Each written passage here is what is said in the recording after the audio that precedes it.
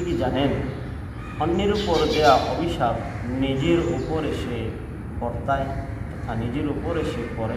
ক্বালা রাসূলুল্লাহ সাল্লাল্লাহু আলাইহি ওয়াসাল্লাম, নবীজি সাল্লাল্লাহু আলাইহি ওয়াসাল্লাম ইরশাদ করেন, যখন কেউ কাউকে অভিশাপ দেয় তখন তা আকাশে চলে যায়, আকাশের দরজাগুলো তখন বন্ধ হয়ে যায় এবং অভিশাপ জমিনের মধ্যে নেমে আসে। তা ডানে এবং বায়ে ঘুরতে থাকে। এক সময় যাকে অভিসম্পাত করা হয়েছিল সে যদি সেই অভিশাপের যোগ্য হয় তাহলে তা তার প্রতি পতিত হয়, অন্যথায় সেই অভিশাপ অভিশাপকারীর উপর বা অভিশাপকারীর দিকেই ফিরে আসে। আবু দাউদ শরীফ 4907 নম্বর হাদিসে পাকে কথা উল্লেখ রয়েছে।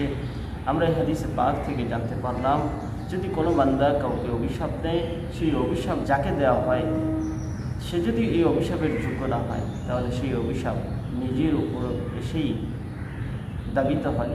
তাই আমরা যখন কাউকে অভিশাপ দেওয়ার চিন্তা করি আমরা আগে দেখব ওই ব্যক্তিকে অভিশাপ দিলে সেই অভিশাপ পরিপূর্ণভাবে তার উপর যাবে কি। যদি না যায় তাহলে আমরা অভিশাপ দেব না।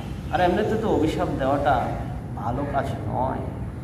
তাই আমরা অভিশাপ দেওয়া থেকে বিরত থাকবো। ওইসব বান্দাদের জন্য দোয়া করব, অভিশাপ না দিয়ে আমরা তাদের জন্য দোয়া করবো, আল্লাহ যেন তাদেরকে তাদের পথ দান করে।